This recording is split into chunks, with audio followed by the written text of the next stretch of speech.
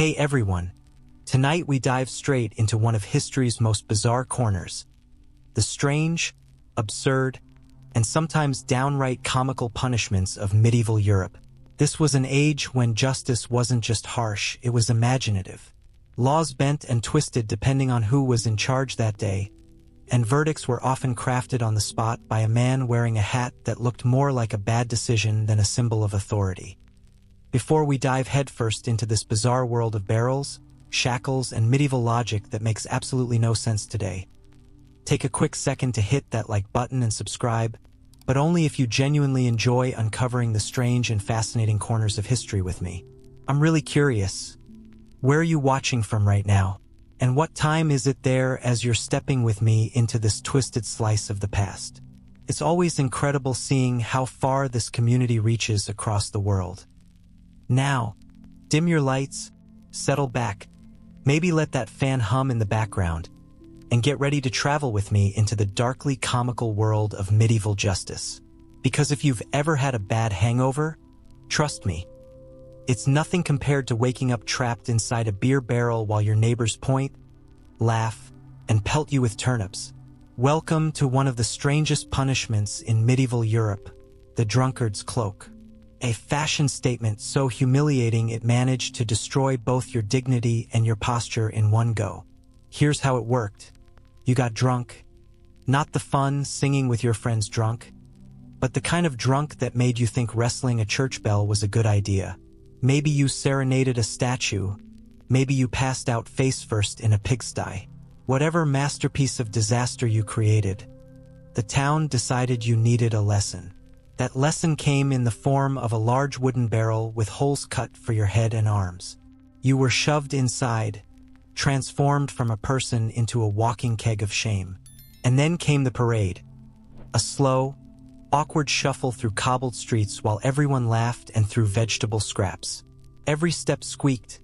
Every movement reeked of whatever the barrel last held. Wine, vinegar, maybe even fish. This was public humiliation at its finest. The local gossip got new material, the children learned that adults could be just as foolish, and you learned that oak barrels are incredibly heavy. In some German towns, it was called the barrel pillory, and it wasn't just for drunks. Gossipers, thieves, even compulsive liars could end up wearing it. It was basically the medieval version of a sign reading, "I made terrible choices," only bulkier, smellier, and impossible to wash. And believe it or not, this was considered merciful. Nobody was breaking bones or branding skin. You were just made to endure the world's slowest, most humiliating walk of shame while sweating inside a portable tavern. In the grand scale of medieval justice, that was almost a gentle punishment. Still, as you waddled along under the weight of your own poor decisions, you had to ask yourself, was that night of fun really worth it? Judging by the faces of those who wore the drunkard's cloak, the answer was always the same: deep regret and an urgent desire for water. If that was the walk of shame, the next punishment was its soggy cousin, the cucking stool, or as I like to call it, the medieval sit and splash. This charming device was reserved for scolds, a word used for women accused of gossiping, nagging, or simply being too outspoken for the comfort of local men in authority. The crime could be anything from starting a public argument to something as harmless as complaining about stale bread. The setup was brutally simple. A wooden chair or bench attached to a long beam over water. The accused would be strapped in, paraded through town to build the crowd's excitement, and then dunked, not once but over and over, into a river, pond, or whatever water source was nearby. If you were lucky, it was clean water. If not, congratulations, you were being baptized in medieval sewage. And this wasn't just humiliation, it was a health hazard. This was before antibiotics, so one wrong dunk and you were introduced to medieval dysentery. The idea was to cool your temper, which is adorable medieval code for publicly destroy your spirit. Men weren't immune either. Fraudsters, liars, and cheats could find themselves getting the same watery treatment. Crowds loved it. Some towns even added flair by wheeling the chair around first to build suspense, or half-dunking the victim just to keep the crowd guessing. And here's the kicker. The word cuck in cucking stool, comes from cuckin, meaning to defecate. So yes, it literally meant the poop chair, a fitting name considering the state of the water. Once the crowd was satisfied, you'd be hauled out, dripping, freezing, and rethinking every life choice that led you there. Because in medieval Europe, justice didn't just punish, it entertained. And if humiliation worked better with water, the shame flute took it one step further, by turning embarrassment into a full-blown performance. Officially called the flute of shame, it was used for bad musicians, loud drunks, or anyone who had made too much noise for the town's liking. The device was a metal contraption shaped like a recorder but far heavier. Your neck and hands were locked into it, forcing you into the posture of playing an instrument you couldn't actually play. You'd be marched through the streets while people jeered, mocked, and shouted sarcastic requests like, "Play something we can actually stand." You couldn't move your arms, couldn't take it off, and the thing weighed enough to make you regret ever touching a lute. It wasn't just for bad musicians. Rumor spreaders, noisy neighbors, even loud talkers after curfew could end up in this one-man band of humiliation. The irony? The flute didn't even make music. It was mute, just an ugly, heavy cymbal that told everyone, "I annoyed the wrong people." And as if that wasn't enough, medieval Europe saved one of its cruelest punishments for those accused of talking too much: the Brank's bridle. Picture a metal cage locked over your head, with a spiked plate pressing down on your tongue. Try to speak, and the spike reminded you that silence was safer. Women accused of gossip or talking out of turn were paraded through the streets wearing it, often with little bells or horns attached so everyone could hear them coming. It wasn't punishment, it was public spectacle. You became a walking reminder that, in this society, having an opinion could literally hurt. And even after it came off, the humiliation lingered. Your name became a punchline, your story the town's new gossip. The lesson was clear: in medieval Europe, silence wasn't just golden, it was survival. But the darkest side of all came with what they called trial by ordeal. In an age before proper justice systems, people believed God would reveal guilt or innocence directly. No lawyers, no evidence, just divine intervention, usually through pain. There was the boiling water test, where your hand was plunged into scalding water to retrieve a stone. If it healed after 3 days, you were innocent. Spoiler, it rarely did. Or the red-hot iron trial, you'd walk a few steps holding a glowing metal bar, and your wounds were checked later. If they were infected, you were guilty. Again, shocker, most were. And then there was trial by cold water, you'd be tied up and thrown into a river. If you floated, you were guilty because the water rejected you. If you sank, you were innocent, but also dead. It was less justice and more entertainment. A spectacle for those who believed divine fairness could be measured by who burned, boiled, or drowned slower. Because in medieval Europe, truth wasn't found in reason, it was found in suffering. Think of it as the medieval version of social media, except instead of posting updates, you were the post. The pillory was a solid wooden frame with circular holes for your head and hands, and once you were fastened in, escape wasn't an option until the town's officials decided you'd been shamed long enough. And by long enough, they usually meant until every person you'd ever irritated had wandered by to throw something or laugh in your face. The list of crimes that could land you there wasn't short. Fraud, cheating at the market, slandering an official, or even something as small as telling the mayor that his hat looked ridiculous. Once locked in, your body became fair game for whatever the townsfolk felt like dishing out. Rotten vegetables, mud, verbal abuse, the occasional dead fish, and of course, pigeons. Yes, pigeons adored the pillory. The wooden beam was a perfect perch, and let's just say, they expressed their opinions very directly. Now, the intent wasn't exactly to break bones, though a few bruises and a black eye were part of the package, but to crush your reputation. You became a living spectacle, the day's main attraction. Children would tug at their parents' sleeves, eager to see the bad man in the wood. And those same parents would use the opportunity to loudly retell your crime, ensuring no one missed a single detail of your humiliation. The real torment wasn't the pain, it was the time. You could be trapped for hours, sometimes days, your neck forced forward, arms immobilized, while rain or sunlight punished you equally. There were no breaks, no food, and absolutely no bathroom visits, which made long sentences more than just uncomfortable. Crowds, ever creative, often took things further. They'd hang mocking signs around your neck or dress you in absurd costumes before locking you in place. Some towns even kept a punishment wardrobe, proving that medieval justice had a flair for theater. By the 19th century, the pillory finally disappeared, partly because society started viewing it as cruel, and partly because people were enjoying it a bit too much. When punishment turns into a community sport of laughter and tomato throwing, it's safe to say the line between justice and entertainment had long since blurred. Still, for centuries, the pillory stood as a chilling reminder. In a small medieval town, your worst fear wasn't prison. It was standing perfectly still while the entire village judged your life choices. And if the pillory was about standing still, the next invention, the whipping carousel, was about making punishment move. Medieval Europe loved efficiency, after all. Why punish someone and then hold a fair when you could combine both into one public spectacle? Picture it.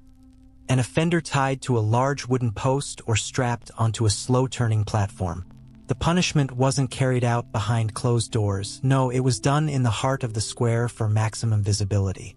The carousel wasn't just for decoration, it spun slowly, turning the poor soul in full view of the entire crowd, like a tragic rotisserie chicken of public shame. The logic behind it was equal parts sadistic and practical. Everyone in town got an equal viewing angle. No villager would miss their turn to stare and jeer, and the executioner barely had to move. As the platform rotated, he simply stood there, whip in hand, waiting for the next rotation to deliver another lash. Efficient, if disturbingly so. Crimes that earned a ticket to this grotesque ride ranged from petty theft and fraud to public blasphemy, or sometimes simply backing the wrong side in a local dispute. And though the pain was severe, the humiliation was worse. It wasn't enough that people heard of your crime. They saw every grimace, every wince, every lash as your body turned in slow motion. The crowd wasn't silent spectators either. They cheered, booed, and occasionally tossed objects mid-spin. It wasn't just punishment, it was Saturday entertainment. Some families even brought their kids to watch Uncle Gerard's Big Day after he tried to cheat the miller. A minor crime might earn a few turns. A serious offense could keep you spinning until you were dizzy, bleeding, and praying for the world to stop moving. Eventually, like many public tortures, the whipping carousel faded into history, replaced by more civilized systems of justice. Still, it left behind a bizarre legacy of community bonding through cruelty. Because if there's one lesson medieval Europe loved to teach, it's that shame should never go unshared. Now, if you've ever sat on an uncomfortable chair, multiply that by 100 and add an audience, and you'll have the medieval wooden donkey. Despite the name, there was no friendly animal involved. It was a long, narrow wooden beam with a sharply angled top, basically a torture device disguised as seating. The offender was forced to sit astride it, legs dangling on either side, as if riding a horse made entirely out of pain and poor craftsmanship.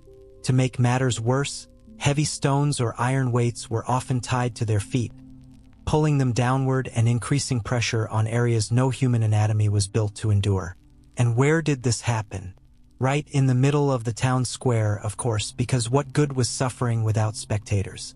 The crimes varied: rowdy soldiers, indecent civilians, or women accused of loose morals often found themselves atop the dreaded donkey. But the goal wasn't just physical agony, it was ridicule. The crowd adored it. People laughed, jeered, and sometimes brought their children to watch because apparently medieval parenting meant combining moral lessons with trauma. If the punished yelped or squirmed, the laughter only grew louder. Because in this society, your suffering wasn't just punishment, it was performance. Duration depended on the crime and the cruelty of whoever was in charge. A few hours could leave permanent injury. Longer sessions risked lifelong damage. Some towns even painted the donkey in bright colors or carved it with animal features, because if you were going to humiliate someone, why not do it with flair? Ultimately, the wooden donkey wasn't just a torture device, it was theater. You weren't merely paying for your crime. You were starring in the town's twisted matinee. Now, if medieval punishments were awarded for creativity and cruelty, pena culliai would have taken home the crown, Latin for the penalty of the sack. It was a punishment so absurdly cruel, even by medieval standards, that it sounds like a fever dream. It originated in ancient Rome as the ultimate punishment for parricide, killing a parent or close relative, and somehow medieval Europe decided to keep it. The process was simple in concept but horrifying in execution. The condemned was sewn into a large leather sack along with a rooster, a dog, a snake, and a monkey. Yes, you heard that right. A living zoo of fury, all trapped in a single sack of doom. The goal wasn't just death. It was terror. Every bite, claw, and hiss reminded the guilty of the chaos they'd brought upon their own blood. And once all creatures were inside, the sack was thrown into a river. If drowning didn't end it, the frenzy of panicked animals surely did. Each creature carried symbolic meaning: the dog for loyalty betrayed, the rooster for vigilance ignored, the snake for treachery, and the monkey, well, historians still debate that one. My theory? Someone just really didn't like monkeys. Medieval moralists claimed it was divine justice, poetic punishment for unnatural sin. But really, it was equal parts horror and spectacle. People talked about it for decades. And if one of the required animals wasn't available, substitutions were made. Cats, geese, anything that could thrash and panic inside a confined space. Which meant the same crime could look very different depending on what animals happened to be nearby that day. Rare though it was, pena culliai earned its infamy. Not just for its cruelty, but for its sheer surrealism. A punishment that made even spectators question whether the goal was justice or some deranged circus act. But if pena culliai was about chaos, the breaking wheel was about cold precision. At first glance, it looked harmless, just a large wooden wheel like those used on wagons. But this one didn't carry goods, carried pain. The condemned would be tied or laid across it, and the punishment was often public, right in the middle of the town square. The crowd gathered, as they always did, not out of compassion but curiosity.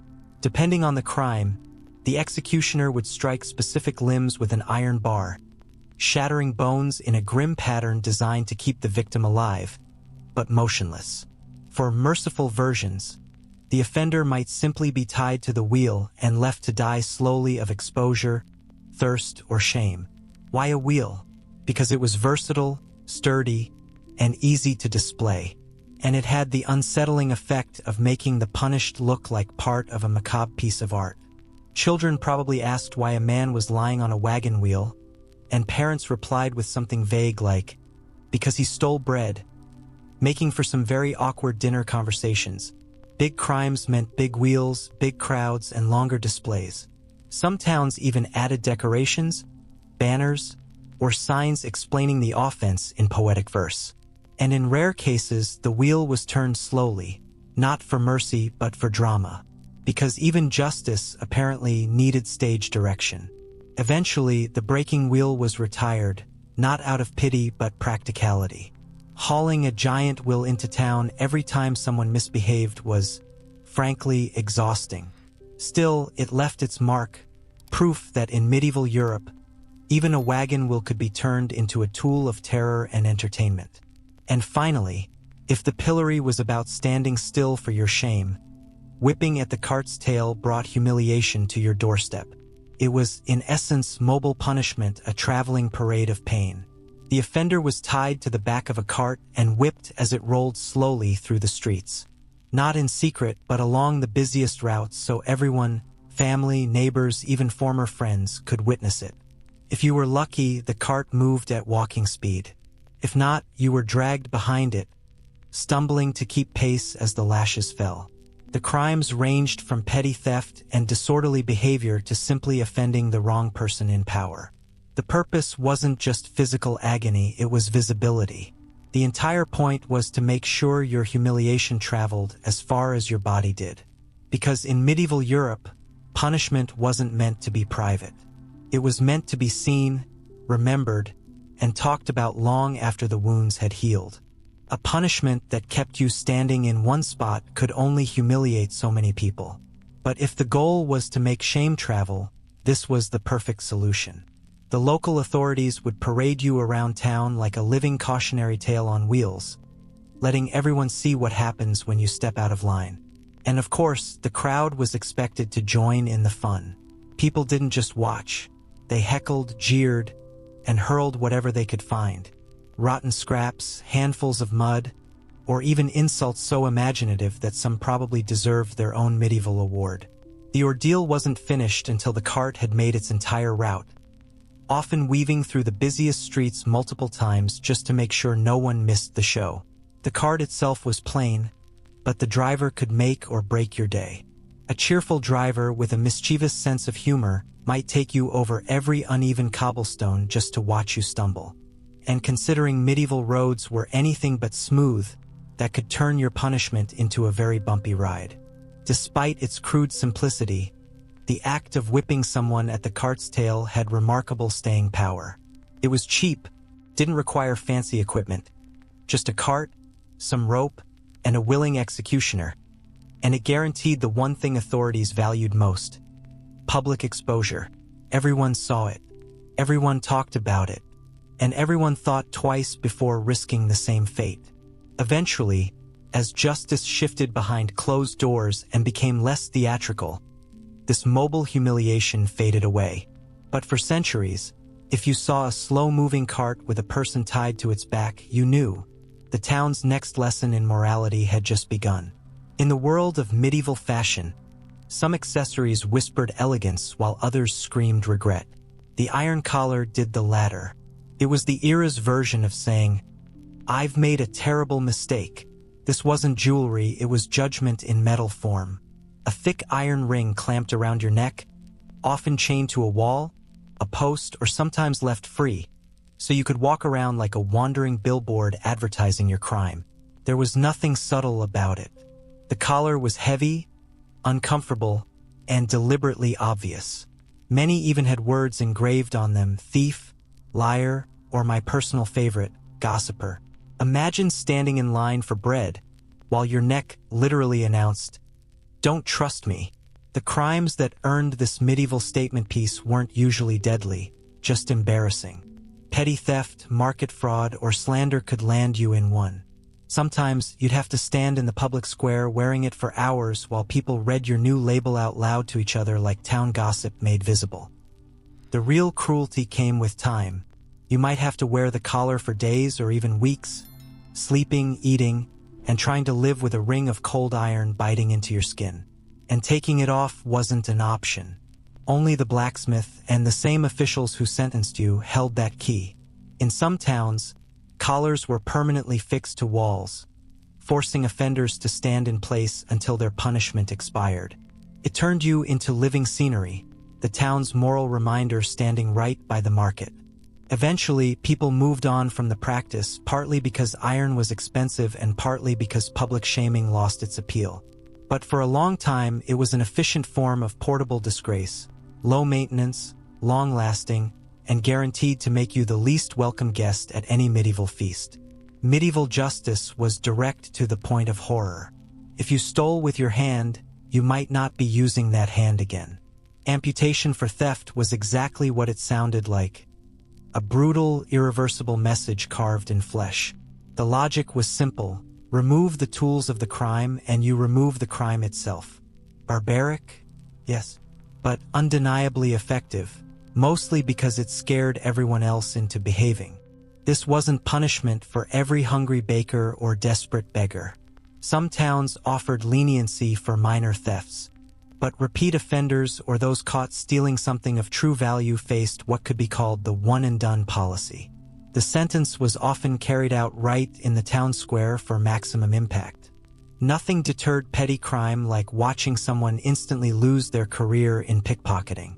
The methods varied. Some used an axe, others preferred a sword, and a few, for reasons unknown, went with a hammer and chisel because why not mix carpentry with justice? Officials often brought in specialists to perform the deed cleanly, since no one wanted to go home explaining why they were splattered with blood on a Tuesday. But beyond the pain, the real punishment was social. In a world built on manual labor, losing a hand meant losing your livelihood and your reputation. Everyone who saw the stump knew your story. Even if you claimed it was an accident with a millstone, nobody believed you. The scar was a lifelong confession, visible proof of failure. Over time, Europe's justice systems evolved, replacing mutilation with imprisonment or exile. Yet for centuries, amputation stood as the ultimate zero-tolerance policy, a gruesome but clear warning that crime came with a heavy price. Then came the era of branding, medieval Europe's permanent reminder that your skin could become your criminal record. No parchment, no ink, no paperwork required. Just a red-hot iron pressed against the flesh, leaving behind a letter or symbol that spelled out your sins. A T for thief, an F for forger, a V for vagrant. In some regions, they even used small pictograms, an early, horrifying version of emojis that said, "Ask me about my bad decisions." The branding wasn't always on the face, though that was common for maximum shame. Sometimes it was on the hand, shoulder, or arm, anywhere people could see it. The idea wasn't rehabilitation. It was visibility. Even if you reformed, the mark told the world otherwise. You could repent, rebuild, and start fresh, but you'd always carry that scar. Crimes that led to branding ranged from petty theft to desertion or fraud. In some regions, it was part of a gradual punishment ladder, a fine for your first mistake, public humiliation for the second, and branding for the third. After that, there was no hiding what you'd done. Law enforcement loved it too. It made identifying repeat offenders incredibly easy in a world without ID cards. You didn't need to ask for a name. The skin said it all. The branding irons themselves varied across regions. Some were small and refined, while others were large enough to be seen from across the square. And because medieval Europe loved turning punishment into performance, branding was a public event. Crowds gathered to watch as the hiss of searing metal met flesh, a sound meant to echo in everyone's mind as a warning. Eventually, branding faded as societies modernized, but its legacy lingered. In those centuries, you could change your clothes, change your town, even change your name, but you could never change your mark. In medieval Europe, justice didn't just punish you, it made sure you wore your sentence for life. And if you thought those punishments were severe, wait until we reach the grand spectacle reserved for only the gravest crimes: treason. Hanging and drawing wasn't just a punishment, it was a production. The medieval equivalent of saying, "We're going to make absolutely sure you regret this." The process began with the hanging, but not the clean, quick kind. The rope was often loosened before death, leaving the offender alive enough to face the rest. Next came the drawing, a word that sounds artistic but wasn't. It referred to the condemned being dragged through the streets, tied to a wooden board or cart, sometimes pulled by horses. It was both a warning and a parade, a gruesome display that wound its way through town for all to see. Why such theatrics? Because treason was considered the ultimate betrayal, and betrayal demanded spectacle. This was more than execution, it was propaganda. The message was clear. This is what happens when you turn against your king. The crowds gathered in droves, bringing children, snacks, and gossip, as if it were a twisted holiday.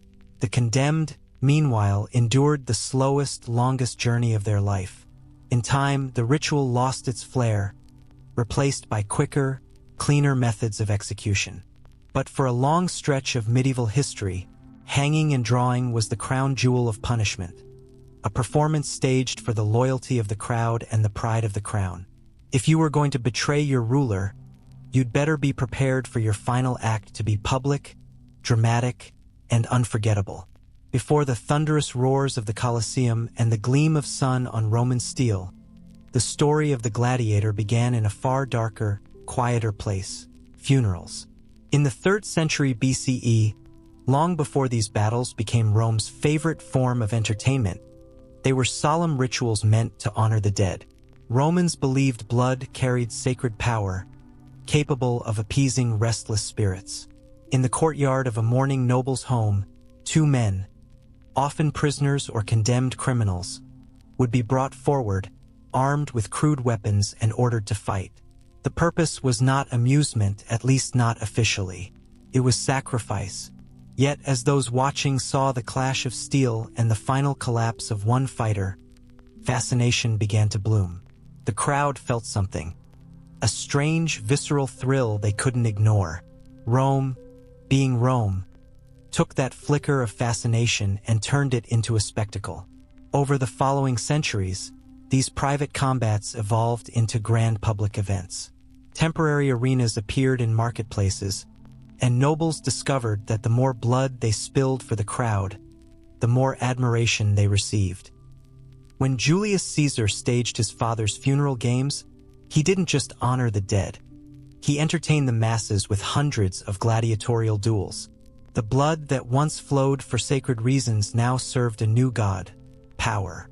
Rome had realized that violence could win hearts, that the roar of approval could be as valuable as any victory in battle. By the time the Colosseum's massive stone arches rose above the Capitol, the original spiritual meaning was gone. What remained was theater, a brutal, intoxicating dance of glory, politics, and death. To the Roman people, the gladiator became a paradox, a slave who embodied freedom, a condemned man who could earn immortality in the arena. He was a man who began life at the very bottom of Rome's towering hierarchy. Yet somehow, his name could echo through crowded streets with the same reverence as a hero. Behind the spectacle and the cheers was a life carved from discipline, forged in danger, and shadowed constantly by the looming presence of death.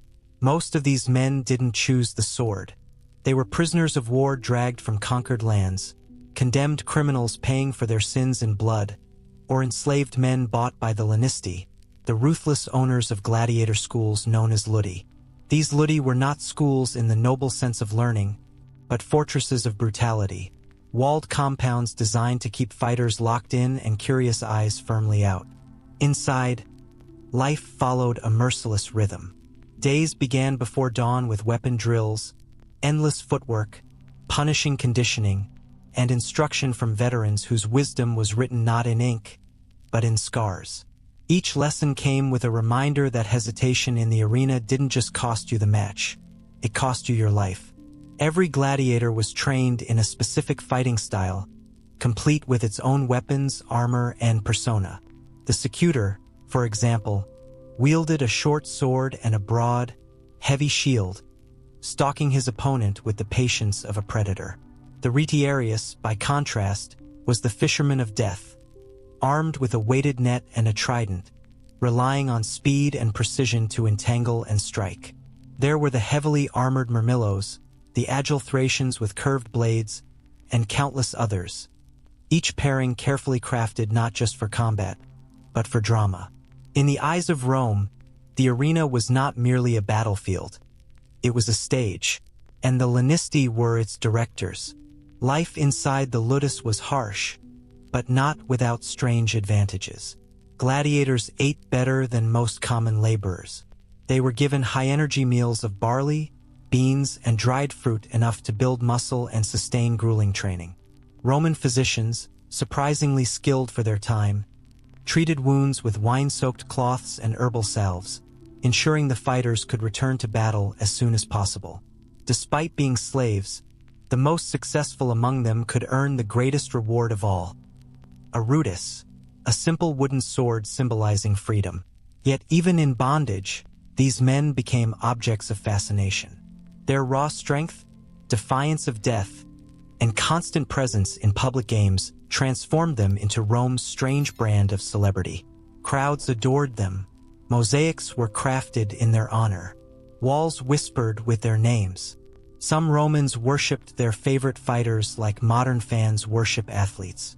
Others, especially noble women, were drawn to the danger that surrounded them, risking scandal for a secret encounter with the very men society deemed untouchable. But beneath every cheer, there lingered a silent truth, A gladiator's fame was only as long-lived as his luck in the sand. And luck in Rome was as unpredictable as the emperor's thumb. To the people, the arena wasn't simply a killing ground. It was the empire's grandest theater, where power, fear, and beauty merged into one spectacle of blood and dust.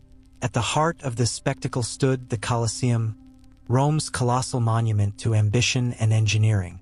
Built of stone and sweat, it could swallow 50,000 roaring souls and still have room for vendors selling honeyed nuts, spiced wine, and roasted chickpeas. From the moment one stepped inside, every detail was designed to provoke awe. Trumpets blared through the arches, crimson banners fluttered in the breeze, and the golden sand shimmered under the sun, waiting patiently to drink in the blood of the fallen. Here, rich and poor sat shoulder to shoulder. Senators brushed against slaves, merchants laughed beside soldiers. In that moment, class and title dissolved into the collective pulse of anticipation. Every match, every pairing of warriors or beasts, was chosen to keep the crowd on edge. Would the nimble Retiarius dance his way to victory against the armored Secutor? Would cunning triumph over brute strength? These weren't mere fights. They were stories told in motion, with arcs of tension, reversal, and either glory or death. The games were seldom standalone events. They were part of larger festivals known as munera, day-long celebrations of blood sport. Mornings opened with beast hunts or venations, where lions from Africa, bears from the Alps, and leopards from Anatolia were unleashed upon the sands. Skilled hunters and sometimes doomed criminals faced them in battles that blurred the line between bravery and madness. Midday brought darker entertainment, public executions. Those condemned to die were thrown to wild animals or forced to reenact famous mythic deaths. It was the empire's grim version of intermission. Then, as the sun reached its zenith, the gates opened once more. The gladiators stepped into the blinding light, saluting the presiding official, often the emperor himself, with the haunting words, Ave Caesar, morituritis salutant, Hail Caesar, those who are about to die salute you. In that instant, the arena transformed into a sacred space, a theater of mortality. Every heartbeat became part of the performance, every drop of blood a line in Rome's grand narrative. And for the people watching, there was no greater spectacle in the world. But to truly understand the games, one must look beyond the noise of the crowd. These spectacles weren't only about entertainment, they were about control. A ruler who could dazzle the people with endless games wasn't just generous. He was powerful. Bread and spectacle, panem et circenses, were the keys to ruling Rome. The Colosseum was not simply an arena. It was a political weapon. Organizing the games was an enormous expense. Exotic beasts had to be shipped from across the empire, complex stage mechanisms maintained, fighters trained and housed, and a small army of workers employed to keep everything running. Only Rome's wealthiest, senators, generals, and above all emperors, could afford such a spectacle. And with each event, they purchased something priceless: public favor. A spectacular festival could make the people forget war losses, economic crises, or political scandals.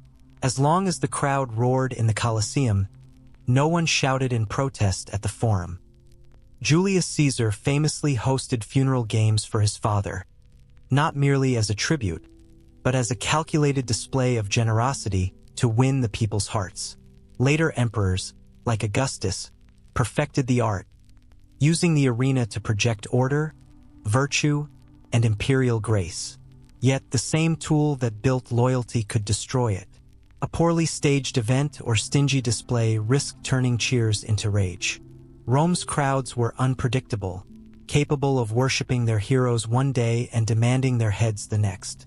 Emperor Commodus learned this the hard way. Obsessed with the arena, he often entered it himself, fighting staged opponents to prove his prowess. The people adored the spectacle, but the Senate despised it, seeing it as an unforgivable stain on imperial dignity. Still, Commodus cared little. As long as the crowd loved him, He believed himself untouchable, a fatal miscalculation that history would soon correct. Beyond politics, the games were pure propaganda. Each animal slain symbolized Rome's dominion over nature. Each foreign captive forced to fight embodied the empire's global reach. Even the architecture, the towering stands, the emperor's gilded box, the intricate underground tunnels, whispered the same message. Rome's power was absolute. In this city, blood was not just spilled, it was invested. And in the arena, it bought the most valuable commodity of all, loyalty. To the Roman audience, the fights were more than violence, they were stories. Every gladiator was an archetype, a living character designed to stir emotion. The Murmillo, the powerhouse, clad in bronze and muscle, bearing his rectangular shield and short sword, was the embodiment of might. Opposite him, the Thracian or Thraex, with his small square shield and curved blade, represented cunning and rebellion. His helmet, adorned with a tall crest or a griffin motif, made him instantly recognizable as the defiant underdog. Then came the Retiarius, the fisherman of fate, bareheaded, agile, and armed only with a trident and a net. He fought half-naked, relying entirely on reflex and intuition. One wrong move and he was finished. His opponent was the Secutor, specifically designed to counter him. Helmet smooth and featureless, eyes barely visible through narrow slits, his armor built to shrug off the net's grasp. Their duels became metaphors. Freedom versus control, speed versus strength, the hunter versus the hunted. Other classes added variety and spectacle.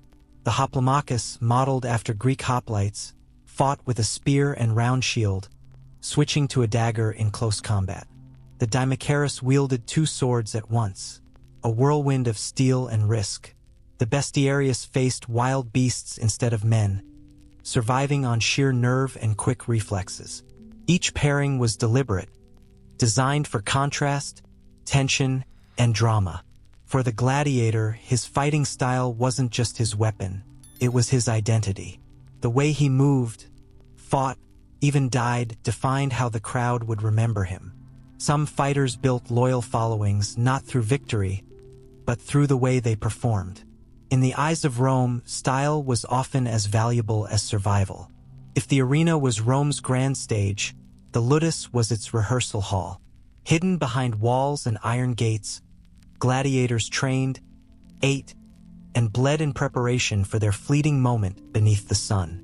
Each school was run by a lanista, part coach, part jailer, part businessman. He purchased recruits, captives, criminals, or desperate men selling their freedom for a purse of silver, and molded them into marketable warriors. Inside, the routine was relentless. Mornings began with heavy wooden swords to build endurance, shield drills until arms trembled, and endless footwork until movement became muscle memory. A single misstep in the arena could mean death, so perfection was the only option. Every fighter specialized under expert trainers, veterans who had survived long enough to teach others how not to die. Sparring was common but rarely lethal. Even in Rome, killing valuable assets was bad business. Surprisingly, their diet was rich and deliberate. Known as horderii or barley men, gladiators consumed meals of barley porridge, beans, and fruit, designed for stamina and muscle, not luxury. Meat was a rarity, but protein was replaced by dense carbohydrates to endure long fights. Medical care, too, was advanced. Roman physicians stitched wounds, reset bones, and treated infections with surprising efficiency. To lose a fighter was to lose an investment, so the ludus repaired its soldiers of spectacle as often as it punished them. But beneath the discipline and brutality, something else was forged. Brotherhood. Fighters trained, ate, and slept side by side. They watched comrades rise to glory and fall to silence. In the barracks, respect was earned through resilience, not rank. Bonds formed like those in a soldier's camp, tempered in hardship and sealed by survival. For most Romans, the life of a gladiator was a fantasy soaked in blood. But within those walls, it was also a paradox, one of captivity and strange privilege. Their freedom was gone, yet their fame reached the highest tiers of society. They were slaves, yet worshipped like gods. And when they stepped into that blinding light, hearing the roar of 50,000 voices call their name, they weren't just fighting for survival. They were fighting to be remembered. Some gladiators lived with luxuries that even free Romans could only dream of. Yet, despite their fleeting fame, their status beyond the ludus, the gladiator school, was a strange contradiction. Legally, they sat at the very bottom of society, lumped in with slaves, debtors, and criminals. But socially, they could rise to the height of celebrity. Children carved their names into stone walls as if honoring demigods. Street vendors sold miniature figurines of their favorite fighters, and whispers of admiration floated through the marketplaces. Even noble women of the upper classes left secret messages of praise in graffiti, written under the cover of night. For some fighters, this sudden attention was intoxicating, the closest thing to power they'd ever taste. For others, it was dangerous. Forbidden affairs between high-born women and gladiators were whispered like scandalous legends, stories that, if discovered, could destroy reputations and end lives. When they weren't training or fighting, gladiators often paraded through the streets before great games. Clad in armor, weapons glinting in the sun, they marched proudly as the crowd roared in admiration. These processions weren't just entertainment, they were theater. They built tension and excitement, allowing the public to pick their favorites before blood was spilled in the sand. Some gladiators even received lavish gifts and money from wealthy patrons desperate to see them win. But no matter how brightly they shone, danger was never far behind. One wound, one infection could end a career overnight. A fighter might be a hero one week and forgotten, buried, or burned by the next. Every man in the arena dreamed of earning the rudis, the wooden sword that symbolized freedom. Yet for every victor who earned it, countless others died with the dream still clenched in their fists. Still, many embraced their fleeting fame while it lasted. They drank in taverns, surrounded by eager fans begging for tales of battle. Artists immortalized them in frescoes and mosaics. Even in their sleep, the echoes of the crowd haunted them. Because in Rome, fame burned fast, but while it lasted, it could make even a slave feel like a god. Yet no matter how high the applause rose, every gladiator knew one truth. In the arena, death was always just a heartbeat away. Every duel unfolded under the gaze of thousands, but only one pair of eyes truly mattered, the emperor's. His was the hand that decided life or death. With a mere flick of his wrist, he could turn victory into survival or doom. Contrary to modern legend, the famous thumbs up and thumbs down weren't exactly as Hollywood imagines. Ancient accounts suggest that a pollice verso, a turned thumb, meant death, while a concealed or lowered thumb signaled mercy. The gesture may have changed from emperor to emperor, but its power never wavered. When a gladiator fell, his fate rested in the will of the crowd and the whim of the ruler. The victor stood over his fallen opponent, weapon ready, as the audience erupted in shouts. Mit! They cried for mercy. Jugula! They roared for death. If the defeated had fought bravely, mercy was possible.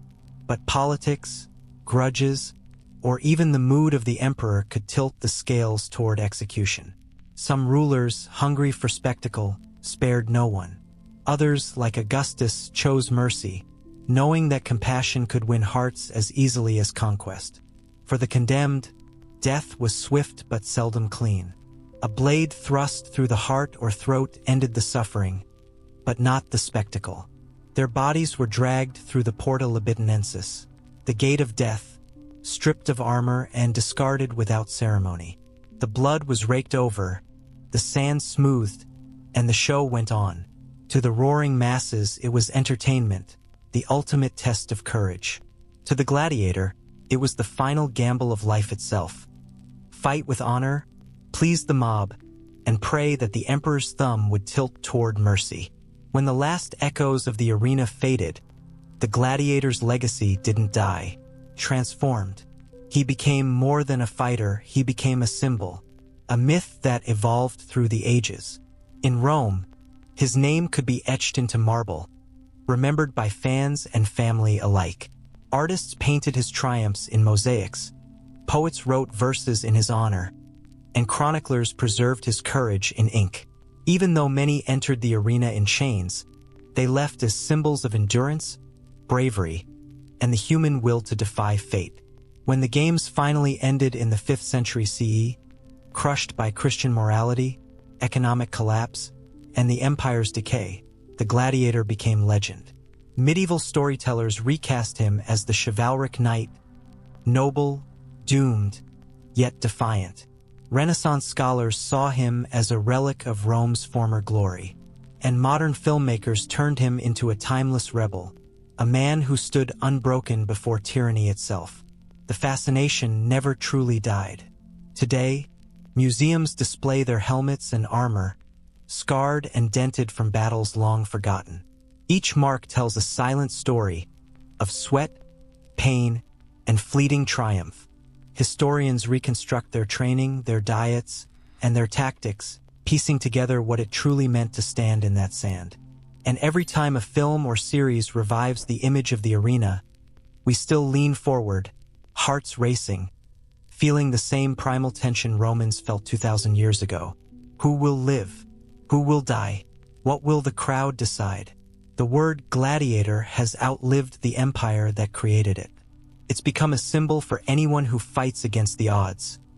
In politics, in sports, or in life itself, the sand of the arena may be long gone, but the spirit of the lone fighter remains one of history's most enduring images. Because the gladiator's true victory was never in survival, it was in remembrance. His story still burns, fierce, blood-soaked, and unforgettable. But the Romans' hunger for glory didn't end with the arena. It reached beyond it, into war itself. In ancient Rome, true honor wasn't measured by how many lands a man owned, but by the glory he could bring home from battle. The ultimate reward for a victorious general was the triumph. A grand parade so divine, so spectacular, that even great commanders might never see it granted in their lifetime. A triumph was more than celebration. It was ritual, politics, and theater blended into one divine spectacle, staged for both gods and men. Yet such honor wasn't given freely. The Senate guarded it like sacred treasure. The general had to meet rigid demands. He must have fought under his own authority, defeated a foreign enemy, and ended the war decisively. His army needed to have slain at least 5,000 foes. Anything less was too small for Rome's grandeur. Even meeting those demands didn't guarantee success. Politics could snatch it away as easily as victory itself. Rivals whispered in the Senate halls, allies bargained in secret. The battlefield of influence was just as treacherous as the war zone. But for the few who earned it, the reward was godlike. Preparations began on a scale unmatched by any other event. Artisans painted great panels depicting the general's victories. Carpenters built colossal floats carrying exotic animals, golden treasures, and captured kings in chains. The looted riches gleamed under the Mediterranean sun as if blessed by Jupiter himself. On the appointed morning, Rome awoke to incense, music, and anticipation. Streets were scrubbed clean, garlands hung from balconies, and families crowded every corner. The air was thick with the scent of myrrh, roasting meat, and excitement. Children climbed their fathers' shoulders to glimpse the banners. Veterans straightened their backs, eyes glistening with pride and nostalgia. The victorious general, now dressed as a living god, wore a purple toga embroidered with gold and a laurel crown on his brow. His face was painted crimson, mirroring Jupiter's divine image. Today he wasn't mortal. He was Rome personified, the living proof of its divine destiny. As the horns sounded and the procession began, the city erupted. Trumpets blared. Flowers rained down. The general led his soldiers through the Porta Triumphalis, a gate opened only for the greatest of victories. They marched down the Via Sacra, Rome's most sacred street, past cheering crowds, chanting priests, and senators watching from marble steps. Captured kings walked in chains, treasures glittered on golden carts, and the spoils of war dazzled every eye. Every stop along the route carried meaning: temples for the gods, the forum for the Senate, and finally the long, symbolic climb to the Capitoline Hill. There, before the temple of Jupiter Optimus Maximus, the triumph reached its sacred end. The general offered sacrifices to the gods, thanking them for victory, and Rome roared in celebration. For one day, one brief, blinding moment, he was not just a man, but a god in flesh. And as the incense rose into the sky, the people of Rome remembered what their empire stood for: power, glory, and the eternal hunger to be remembered. In this way, the triumphal procession didn't merely march.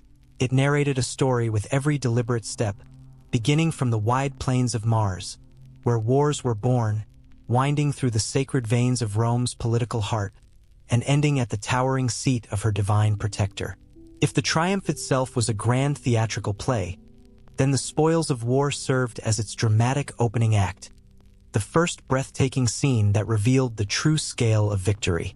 Long before the triumphant general's chariot came into view, the eyes of the crowd were already caught by the endless stream of wagons and porters burdened with the treasures of conquest. The parade was designed to astonish, to remind every Roman watching that their empire stretched farther and struck harder than any other power on earth. Chests overflowing with gold and silver gleamed beneath the midday sun, their lids thrown open so all could witness the coins, goblets, and jewelry piled high. Massive statues, wrenched from the temples and palaces of the defeated, loomed above the crowd, paraded upright like captives dragged to Rome in invisible chains. Colorful carpets and intricate tapestries swayed from poles, their foreign patterns whispering silent tales of distant lands beyond the horizon. Yet, the treasures on display were not merely signs of wealth, they were the language of propaganda. Painted boards carried by soldiers showed vivid scenes of battle, the decisive charge, the moment the enemy's formation shattered, and the surrender of their proud leaders. For citizens who had never left Rome's walls, these illustrations were like windows into faraway worlds, proof that the general's victories were no exaggeration. But what truly fascinated the Roman people were the living wonders, the exotic creatures that symbolized conquest itself. Elephants, colossal and alien, lumbered forward under the sun. Leopards paced within their cages, and strange birds with radiant plumage squawked in protest at the noise. These beasts were living proof that Rome's reach extended to the edges of the known world. There were also darker trophies, symbols of the enemy's defeat and humiliation. Broken swords, captured standards, shattered shields, and the royal insignia of conquered kings were carried high as if offered to the gods themselves. In some processions, even the sacred statues of foreign deities were brought along, stripped of their sanctity, now reduced to spoils in Rome's growing pantheon. The message was clear and absolute: Rome's gods were stronger, Rome's armies unstoppable. As the wagons rolled by, the crowd erupted into thunderous applause. Children pointed in awe at the glittering treasures. Old veterans nodded with pride as they recognized the banners of former enemies. Every gem, every chest of gold, every carved idol told the same triumphant truth: Rome had not merely conquered her foes, she had absorbed them. Their wealth, their culture, and even their pride now belonged to her. By the time the last cart of plunder passed, the city itself seemed intoxicated by the sheer scale of its own glory. Yet the procession was far from over, for the most human and haunting part of the triumph was still to come. After the splendor of gold and the marvel of exotic beasts came the darkest chapter of the pageant: the prisoners of war. For all the grandeur of Rome's triumph, it was these captives who made victory real. They were the living embodiment of defeat, the flesh and blood reminder of Rome's supremacy. Shackled and stripped of dignity, they marched through the streets with bowed heads. Their fine garments, now symbols of mockery, reminded the spectators of the power they once held and had now lost. At the front of this grim column walked the most important captives. Kings, generals, and noblemen captured alive in battle. Their luxurious robes did not signify pride but humiliation. Rome demanded that they display themselves at their lowest, so the people could see not just who they were, but what Rome had taken from them, not merely freedom but sovereignty itself. Behind them came lesser prisoners, soldiers, officials, even family members of the fallen rulers. Women and children were not spared. Their silent tears stood as proof that Rome's victories were total, leaving no remnant of resistance. The crowd responded with venomous energy, jeering, spitting, hurling insults. For them, this was not cruelty. It was justice, a living demonstration that Rome punished arrogance with ruin. For the triumphant general, however, it was politics at its purest, a masterstroke of theater meant to display his power before the people and the Senate alike. The sight of foreign royalty in chains was his most persuasive argument. Some captives would be sold into slavery or paraded again in future spectacles. But for the highest among them, fate was darker still. Tradition decreed that when the triumph reached its end, these noble prisoners would be executed, often beneath the shadow of Jupiter's own temple. Their deaths served as both sacrifice and symbol, an offering to the gods, and the final punctuation on their defeat. The emotional weight of this part of the procession was unforgettable. Children in the crowd would carry the memory of those broken faces into adulthood. For them, it was a living lesson of Rome's warning to the world: resist us, and this will be your destiny. And then, as the jeers faded into murmurs, a new sound began to rise, a roar of anticipation. The crowd knew what came next, the moment they had waited for all day. The general himself. If the treasures and prisoners were the proof of victory, then the triumphant general was its embodiment. He appeared in a magnificent chariot, gilded and polished so brilliantly it caught the sunlight in blinding flashes. For white horses pulled it, their manes braided with ribbons, their harnesses trimmed in gold and silver. The general wore a crown of laurel leaves, the ancient mark of victory, and a robe of deep purple embroidered with gold, the color reserved for Rome's greatest men. His face was painted vermilion, echoing the divine image of Jupiter Optimus Maximus, a reminder that for this one day, he stood between mortal and God. Yet even at the height of glory, humility was required. Behind him stood a slave who whispered into his ear throughout the journey, "Memento mori," remember, you are mortal. Amid thunderous applause and blaring horns, those quiet words served as the only anchor between triumph and hubris. As his chariot rolled forward, petals rained from balconies. Trumpets sang. Children shouted his name while veterans saluted with solemn pride, understanding the cost of such victories. Every movement the general made was deliberate. A nod here, a raised hand there, each gesture a calculated display of power wrapped in grace. Behind him marched his officers, their armor gleaming, medals shining under the sun. They reminded the people that victory was never the work of one man, but the discipline of an army united by loyalty and blood. Then came the legions, the living soul of Rome's might. Rank upon rank of soldiers filled the streets, shields and helmets flashing like a river of steel.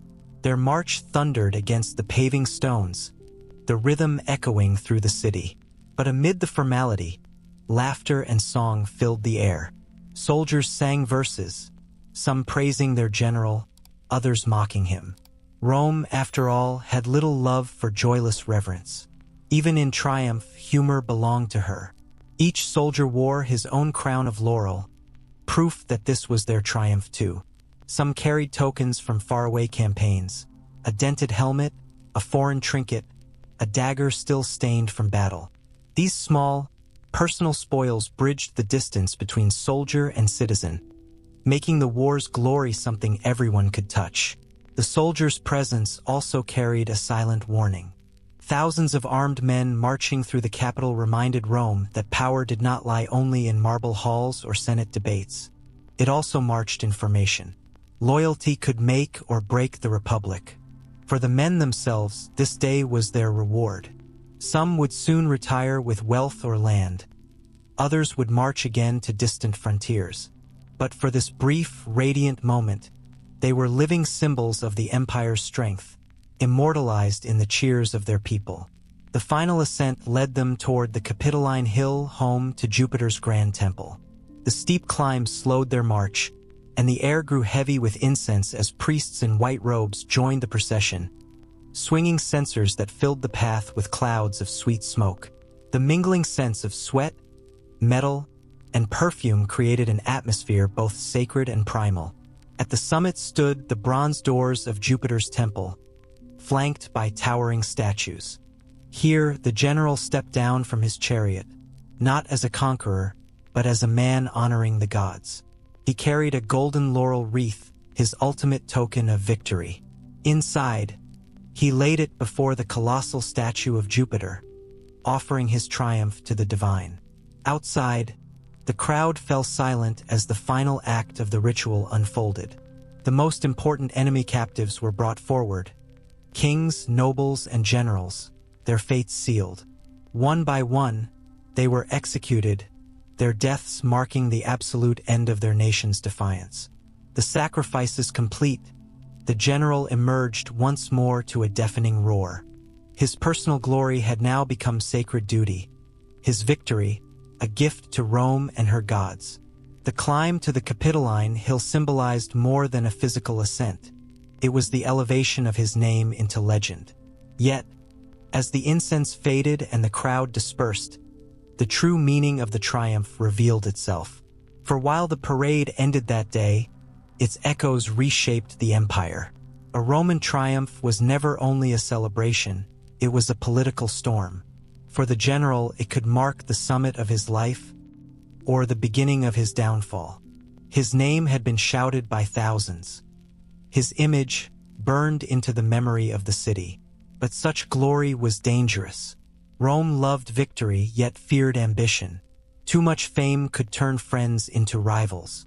Senators might whisper that the triumph had filled him with delusions of kingship, that he sought power not as a servant of Rome, but as her master. And in a republic that valued balance over brilliance, such suspicion could destroy even the greatest man. For the soldiers, the triumph was both a farewell and a promise. Some would settle on lands granted as reward. Others would carry their loyalty into new wars. But they all knew they had been part of something eternal. When the cheers finally faded, and the golden wreath lay before Jupiter's altar, the triumph was over. But its shadow stretched far beyond that day, into politics, into legend, and into the very soul of Rome itself. The city itself shared in the spoils of glory. Every triumph brought more than just fame, it brought fortune. The captured treasures poured into the treasury, and from this newfound wealth came festivals, grand games, and public feasts that lifted the spirit of the people. For a brief, golden stretch of days, Rome felt unstoppable, as though the gods themselves had chosen her above all others. Market stalls overflowed with trinkets celebrating the victory. Merchants sold small laurel crowns and miniature chariots carved from wood, while poets filled the streets with verses immortalizing the campaign. Children ran through alleyways, reenacting the parade with sticks for swords and ivy for laurels, shouting the names of heroes they had never met but already adored. But like all triumphs, even this glory dimmed with time. The garlands wilted, incense burners cooled, and the chatter of celebration faded into the ordinary hum of Roman life. The Senate returned to its endless debates. Merchants haggled in the markets once more. What had dazzled the city soon became another story in the endless scroll of Rome's memory. Yet, within that fleeting splendor, something eternal was carved.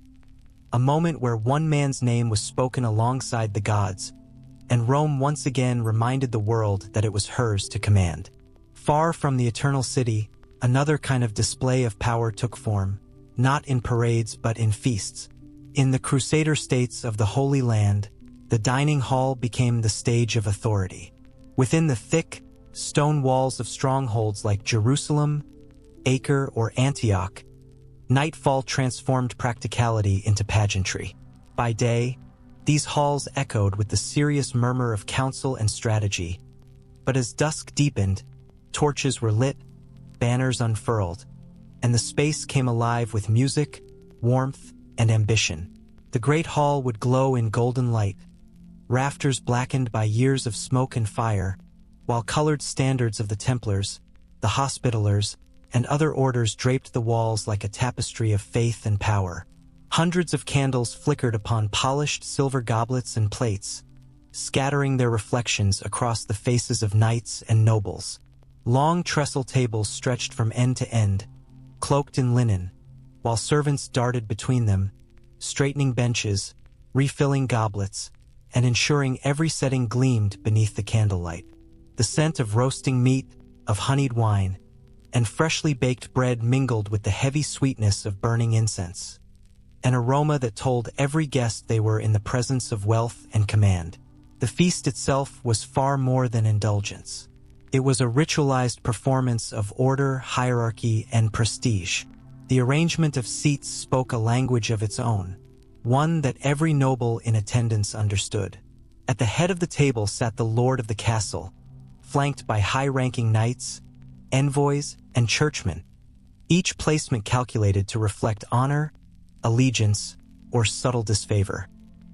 Beyond the hall, the streets grew quiet, but the glow of torchlights spilling through the narrow windows told the people that something magnificent was unfolding inside.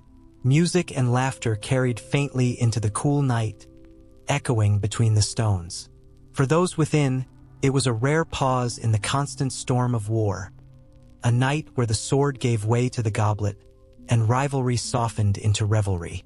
In truth, the Crusader banquet was an act of diplomacy as much as celebration, a declaration that they not only survived in this distant, contested land but thrived within it. As the evening deepened and the hall shimmered in golden light, every arrival became its own performance. The first to enter were the lords and commanders of the Crusader states, men draped in fur-lined cloaks, their swords sheathed yet always near. Heralds called out their names and titles with proud, ringing voices that bounced off the vaulted ceilings. Then came the knights, their armor exchanged for fine tunics embroidered with crosses, though many still wore their mail pushed back across their shoulders, a reminder of the battles that earned their place at this table. Envoys from distant lands followed, Venetian and Genoese merchants gleaming with gold rings, Byzantine diplomats wrapped in silks that shimmered in the firelight, and, on rare and delicate occasions, Muslim emissaries, guests under truce, whose presence proved that even in holy war, diplomacy could still sit beside faith. Clergy moved with quiet grace among them, bishops, abbots, and humble priests alike, their heavy robes stitched with sacred symbols. Each pause they made, each blessing they offered, reminded the assembly that this was not mere indulgence, but a sanctified gathering, cloaked in the guise of gratitude to God. Even pilgrims, weary from long journeys, sometimes found themselves invited, wide-eyed witnesses to a world of wealth and splendor they could scarcely have imagined back home. Every guest's presence or absence carried meaning. Invitations themselves were political currency, and seating charts were maps of power. Before the first course was even served, alliances were weighed, rivalries measured, and reputations shaped. When the murmurs finally softened and all had taken their seats, attention turned to the true centerpiece of the night, the tables themselves.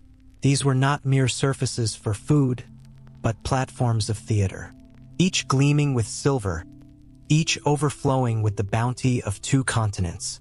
The candlelight danced upon the dishes like sunlight on water, roasted lamb rubbed in eastern spices, wild boar glazed with honey, game birds stuffed with almonds and figs. The scent alone could silence a room. Around them lay bowls of olives slick with oil, heaps of dates and dried apricots, loaves of bread warm from the oven, and cheeses both local and imported from distant monasteries in Europe. Between these dishes sat jars of preserved lemons, trays of pickled vegetables, and platters of fresh fruit. Pomegranates split open like rubies, citrus gleaming in the candlelight. They were not only delicacies. They were trophies, proof that the Crusaders commanded both land and trade. At the high table, extravagance became art. Sugar sculptures shaped into castles and beasts, molded fish shimmering like glass, even roasted peacocks with their feathers reattached for spectacle. These dishes were not made to be eaten alone. They were meant to astonish, to remind every eye present that power could be tasted, touched, and seen. If food was the poetry of the feast, then spices were its rhythm. Each flavor told the story of a journey, of ships, caravans, and empires. The Crusaders found themselves at the very intersection of East and West, where the world's most coveted flavors converged. From Arabia came cinnamon and cloves sharp enough to sting the tongue. From India, nutmeg and pepper that transformed simple stews into feasts of fire and fragrance. Saffron, glowing like captured sunlight, turned rice and broth into gold. Yet they never forgot their European roots. Thyme, rosemary, and sage still lingered in their cooking, weaving comfort from home through the exotic scents of the Levant. In those kitchens, worlds collided. A lamb stew might simmer with cinnamon and thyme. Chicken could be brushed with honey and lemon, sweet meeting sour, east meeting west. Even humble barley or rice took on new life, simmered in spiced broths instead of plain water. Every bite was a message. We have conquered not just land, but taste itself. Spices became more than flavor. They became a symbol of status. A noble who seasoned freely declared his reach across oceans and deserts. To dine richly was to rule visibly. And so, the Crusader banquet became a place where power, culture, and cuisine met in perfect harmony. But no feast could live without drink. The pulse that carried its life into the night. The jug of wine was as essential as the sword itself. Ships from Europe brought the deep reds of Bordeaux, the crisp whites of the Rhineland, and the sweet golden wines of Cyprus and Crete. Their arrival was celebrated as much for their prestige as their taste. Local vineyards, too, often tended by monks, produced lighter wines, fragrant and spiced with cinnamon or cloves, transformed into mulled wines that warmed the soul. In summer, the wealthy cooled their drinks with snow hauled from Mount Lebanon, a luxury so rare it could silence a room. For those who abstained, sherbets made from pomegranate or date syrup offered a sweet refreshment, while mead and ale soothed those longing for the familiar flavors of home. Each cup raised during the feast was more than a gesture of goodwill. Toasts were acts of allegiance, to the host, to the saints, to the victories just won. Goblets clinked like promises, each sip sealing another unspoken pact beneath the flickering light of the candles. And when priests lifted their hands in blessing, even the simple act of drinking became something divine. Because in these halls, power was never just worn or wielded, it was performed. And for one night, as laughter echoed and wine flowed, the Crusader world shone in its fullest brilliance, defiant, distant, and unforgettable. As the night stretched on, the wine began to reveal its less sacred side. Laughter swelled, songs grew bolder, and every story seemed to grow more heroic with each refill. The tension of war, the constant weight of duty, melted away for a few hours beneath the warmth of shared drink and easy camaraderie. In the Crusader banquet hall, wine was far more than a drink. It was a symbol of unity, a bridge between worlds, and a silent witness to whispered oaths, traded secrets, and quiet promises sealed beneath the glow of flickering torchlight. Once the first courses had filled the tables and conversation loosened its rigid formality, the feast evolved from a show of abundance into something far grander, a living performance of power, culture, and diplomacy. Here, entertainment was never an afterthought. It was the pulse of the evening, the rhythm that kept alliances warm and reputations alive. Minstrels and troubadours, many having journeyed across seas alongside Crusader armies, took their places along the walls, their voices weaving through the air like silk. Some sang stirring ballads of knights and victories, while others offered light-hearted verses to draw laughter from the noble crowd. They sang in French, Vassal, and Latin, blending the familiar sounds of Europe with new tales born in the Holy Land. Their melodies mingled with the clatter of goblets and the steady crackle of hearthfires. But the night's magic was not purely Western. In these lands where cultures met, Eastern musicians were welcome too. Arab performers filled the hall with haunting tunes played on the oud and rebab, while drummers set complex rhythms that made even armored feet tap beneath the table. Dancers, wrapped in bright silks and adorned with chiming jewelry, moved like living flame between the guests, their movements hypnotic, exotic, and deliberate. Storytellers followed, spinning fables from both East and West, tales of the Arabian Nights mingling with the chansons of France. Each performance carefully matched the mood of the audience, transforming the feast into a mirror of the world beyond the castle walls. These performances weren't mere entertainment. They were acts of cultural exchange, expanding the minds of men who, before this night, had known little beyond their own kingdoms. Between the laughter and the applause, other diversions kept spirits high. Archery contests were held in the torchlit courtyards, riddles were exchanged over cups of wine, and games of wit allowed knights to test their charm far from the battlefield's brutality. The variety of amusements made sure no guest left unentertained, and no host forgotten. For the Lord presiding over the feast, this was as vital as the food itself. A night that delighted the senses was one that strengthened loyalty. In a land where alliances meant survival, the echo of laughter and the rhythm of drums could protect a kingdom as surely as its walls. Yet beneath the sparkle of silverware and song, the Crusader banquet was never only about indulgence. It was a stage of power, a political theater carefully choreographed to display wealth, solidify loyalties, and quietly shape the destiny of nations. The guest list itself was a statement. Invitations were extended not just to allies and friends, but to rivals, whose attendance served as a subtle acknowledgement of the host's authority. Seating arrangements spoke a language of their own. The closer one sat to the high table, the greater the favor bestowed. A single shift in position could signal promotion or decline more clearly than any written decree. Each toast that rang through the hall carried a purpose. A host might raise a cup to honor a merchant's generosity, nudging him toward deeper investment. A tribute to a neighboring lord's valor could reaffirm trust.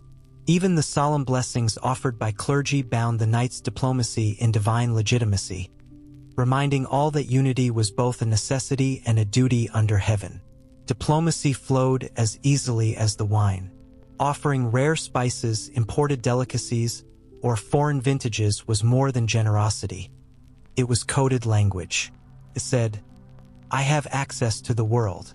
I command wealth and connection."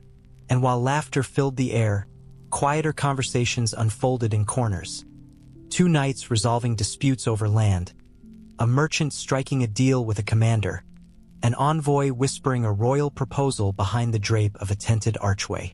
Even the entertainment served its purpose.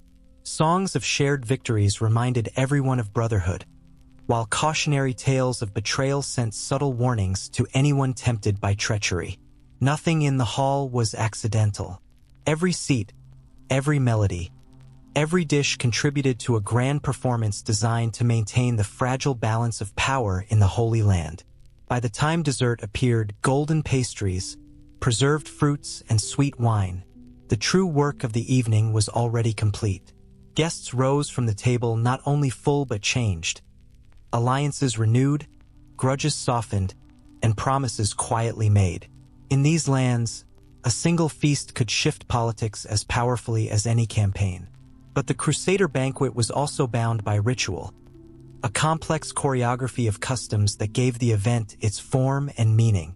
These traditions wove together the refinement of European courts with the elegance of Eastern hospitality, creating a hybrid culture unlike any other. The evening often began with reverence. A high-ranking clergyman would lift his hands over the assembled guests, offering blessings for peace, victory, or divine favor. Knights, nobles, and envoys alike bowed their heads in solemn unity before the first dish was served. Seating followed an unspoken hierarchy. The lord or host sat at the center of the high table, flanked by his most honored guests. From there, rank and prestige rippled outward down the hall. To be moved closer in future feasts meant one star was rising. To be placed further away was a warning few failed to notice. Before dining, servants brought polished basins of scented water so guests could wash their hands, a custom of both practicality and refinement. Fine linen napkins, still rare in much of Europe, added an air of luxury. Courses arrived in elegant order. Light fruits and soups to start, followed by rich meats and stews, and finally sweet pastries and spiced wines to close the evening. Between courses came pauses for laughter, conversation, or song, ensuring the feast flowed like a story rather than a simple meal. Toasting held its own sacred rhythm. Guests rose to salute the host, honor the saints, or celebrate the courage of absent comrades. A shared cup might be passed between them, a gesture of unity that carried the weight of friendship, peace, and shared destiny. Breaking bread together was more than etiquette. It was a sacred act. In these uncertain lands, it could turn foes into allies, if only for a time. As the final prayers were spoken and the candles burned low, guests might receive small tokens, a pouch of spice, a ribbon of silk, or a sweetmeat, as reminders of the host's generosity. These gestures elevated the banquet from an indulgence to an act of diplomacy wrapped in splendor. When the Crusader states eventually fell and their once great halls sank into silence, the legacy of these feasts did not vanish with them. Knights, pilgrims, and merchants carried fragments of that world back to Europe. The spices, the manners, the very idea of dining as ceremony. Cinnamon, saffron, cloves, and nutmeg, once treasures of distant lands, began to fill European kitchens, not as cures or medicines, but as powerful symbols of taste, wealth, and connection. Dishes that once bridged continents, lamb slow-cooked with dried fruits, or tender chicken paired with almonds and cinnamon, found new life in the courts of European nobility. Even the art of dining itself began to transform. Rituals like washing hands before meals, organizing courses in sequence, and weaving moments of music or poetry between dishes, all were echoes of traditions carried home from distant Crusader lands. Chroniclers and poets would later immortalize these moments, describing feasts where Christian nobles showcased both their power and divine favor through extravagant displays of abundance. Yet behind all the glittering verses and silver platters lay a deeper truth. These weren't merely nights of indulgence, but nights of survival and strategy, where alliances were forged as delicately as the spices were blended. Though the Crusader castles now stand as silent ruins, their spirit lingers. In our recipes, our rituals, and the simple act of breaking bread together. In those ancient halls where East met West, where enemies dined side by side, humanity revealed one of its rarest strengths: the power of fellowship amid conflict. It was a fleeting peace, born from shared food, music, and laughter. Proof that even in an age of conquest and bloodshed, the table could sometimes prove mightier than the sword. What do you think? Can shared culture and food still bridge the divides that war and politics create? Share your thoughts below. Your perspective keeps history alive. And if you enjoyed this journey through the forgotten flavors of the past, make sure to like, share, and subscribe to Vassal Truths. We uncover stories that remind us how the smallest human gestures, a meal, a song, a shared moment, can echo louder through time than any battle ever fought.